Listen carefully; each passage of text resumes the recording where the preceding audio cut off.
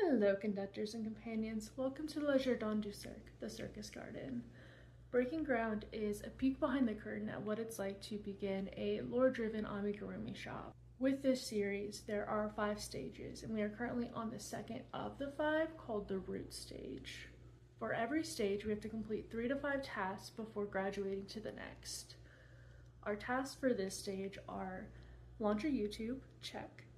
Get Etsy established, apply for a market, prep for that market, and then get my founder bee created.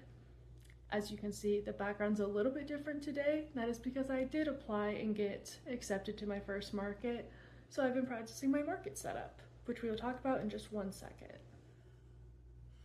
For our time today, we are going to look at the Pollen Basket, which is everything I did this week, the Ringleader's rounds, which is a process discussion of how I'm thinking through things, how I'm designing things, and then the Groundskeeper's journal, which is looking at the week ahead and thinking through how I want to accomplish some of our goals. So let's buzz on in and get started. The Pollen Basket. So this week I applied / got accepted to the May market at Lazy Days, which is a local coffee shop here in Austin. It's so delightful. Everyone is so sweet. It's such a warm space. It's gonna be a little indoor market, so it'll be a perfect way to just dip my toes in, kind of get a sense of what are markets like, what are people looking for, what kind of pricing works and stuff of that nature. What else? I started working on my table setup, which we will walk through in Ringleader's rounds. I started designing character cards with stats, kind of like a mix between trading cards and D&D, where they're not a full character sheet because those are just really detailed, but they're not only 1 or 2 stats like Magic the Gathering for reference. I packed a couple of kits this week. I did some photos for Flora. I filmed a field report and then got caught in the single 30-minute span of really heavy rain for some reason, and so I ended up not going to the event that I had filmed the field report for. Anyways, I also did a lot of spring cleaning and adulty stuff this week, so very busy bee, very happy with all the things that we got accomplished, and we're gonna walk through the current table setup, how I'm thinking about that. I will show you some of the, a little preview of the character cards, and yeah, let's just jump on over to the Ringleader's rounds.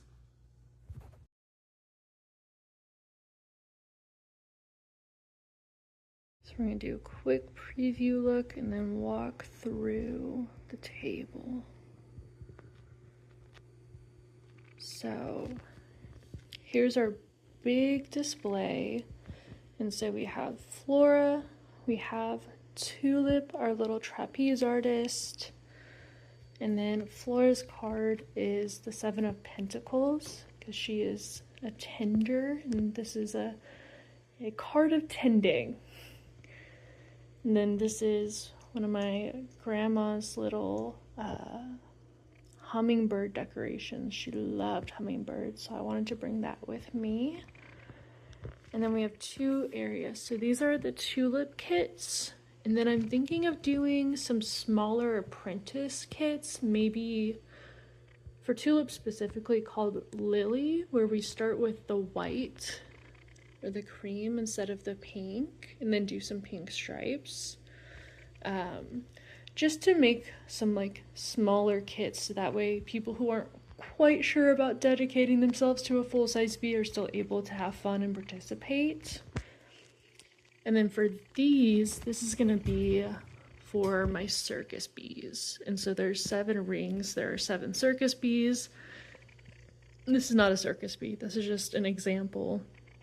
And so what I want to do is create little crochet circles for the ones that aren't out yet. So I've been thinking through that. So this is basically my little example. So we'll have Rosie the ringleader in the center. We'll have Tulip right there. Cosmo, Basil, Morgana, and Fiona, Morgana, Pip the puppeteer, and then their little signs are gonna be, so Cosmo's clairvoyant, so crystal ball. Fiona is a fire eater, so matches. Pip is a puppeteer, so marionette strings. Basil is a bard. Morgana is a mirage, as in Fata Morgana, which is basically how like the Flying Dutchman myth exists. Very cool. Rosie is the ringleader bee, so she'll have a little top hat. So yeah, I just need to get those crocheted and situated.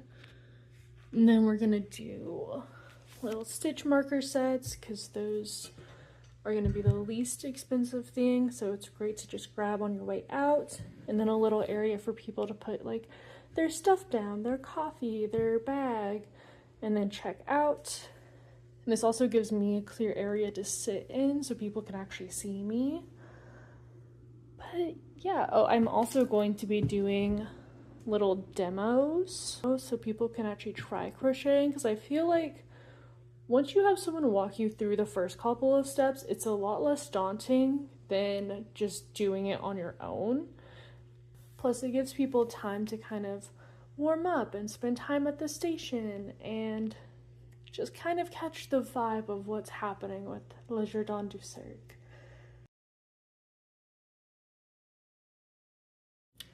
Here's Flora's current wing design. So these are supposed to look like wisteria.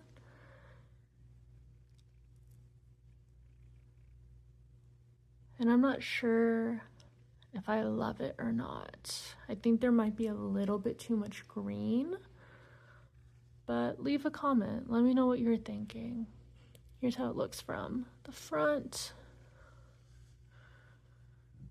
the side. I could also pop it this way.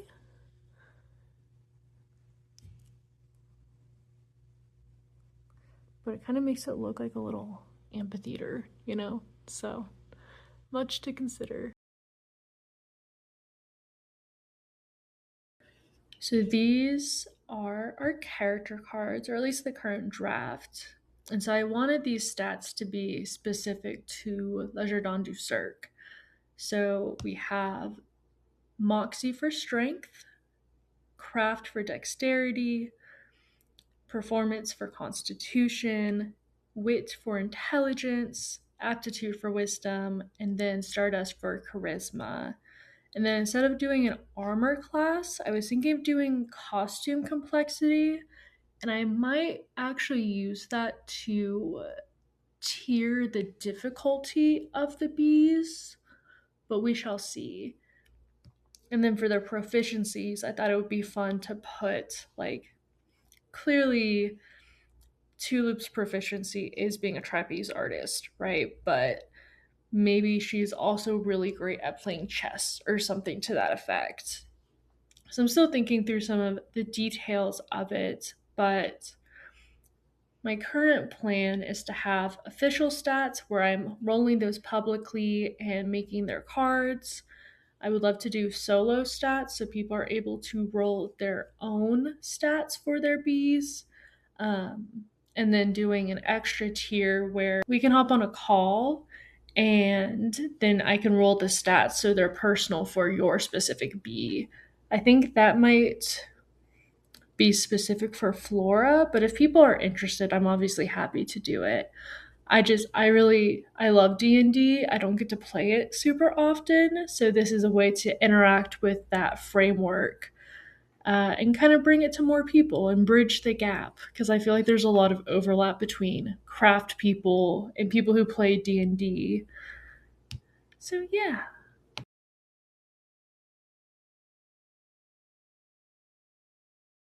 So this week is going to be all market prep, so that way I'm not rushing through it next week. So with the table design, I need to get the fabric actually attached to the different panels instead of just having it draped over kind of haphazardly.